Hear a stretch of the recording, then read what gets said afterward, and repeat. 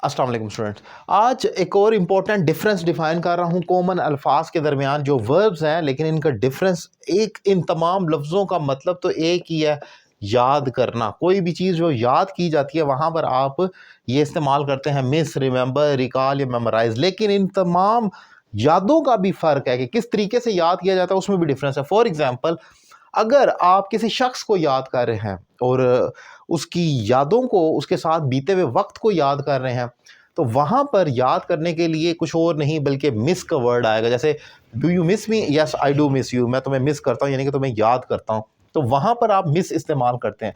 फिर याद करने के लिए ही आगे एक और लफ्ज़ आता है, एक ईडियम या एक फ्रेज कह ले, learn by heart.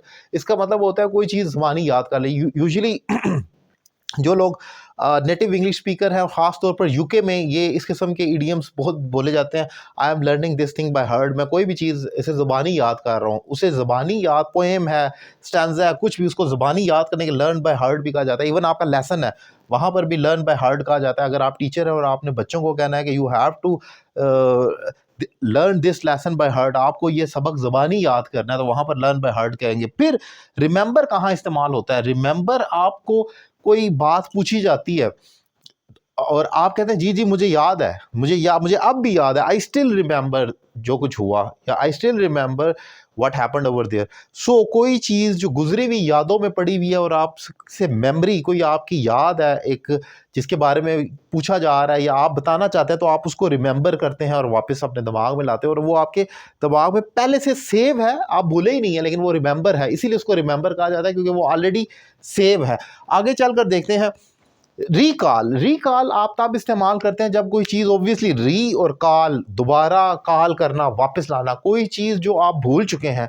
May be आपने टेंसेज याद किए but now you have forgotten everything, so basically you have to recall your memory. आपको दोबारा से रिकॉल करना है, वापस सारा कुछ लेकर आना है और उसको याद करना है, उसे रिकॉल कहेंगे।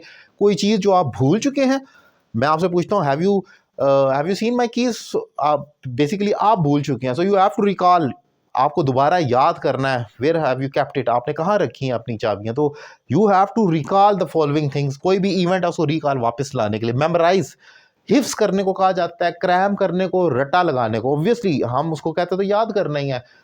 मैंने कुरान पाक की इतनी सूरतें या इतनी आयतें ज़ुबानी याद कर ली हैं, अब वो वहाँ पर आप कुछ और मिस या remember, by the way learn by heart कह सकते हैं क्योंकि वो भी याद करना है। रिमेंबर, रिकॉल ये नहीं कह सकते, वहाँ पर मेमोराइज किया जाता है। और जो कुरान पाक को हिफ्स किया जाता है वहाँ पर भी उसे मेमोराइज का वर्ड ही यूज़ किया जाता है कि he has memorize the whole holy Quran. इसका मतलब है उसने पूरा होली कुरान हिफ्स कर लिया। और कई जगह पर यह भी देखा गया कि उसको हिफ्स करने वाले को, नाउन को, मेमोराइजर कहा जाता है।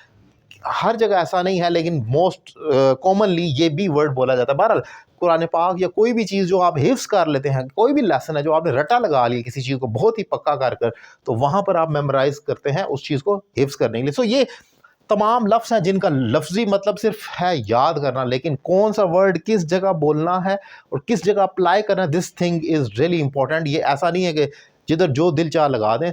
आज मैंने इसी टॉपिक को डिफाइन किया, उम्मीद करता हूँ लेक्चर आपको पसंद आया होगा। मुझसे अगर आप ऑनलाइन इंग्लिश लैंग्वेज कोर्स करना चाह रहे हैं तो नंबर आपकी स्क्रीन पर मौजूद है।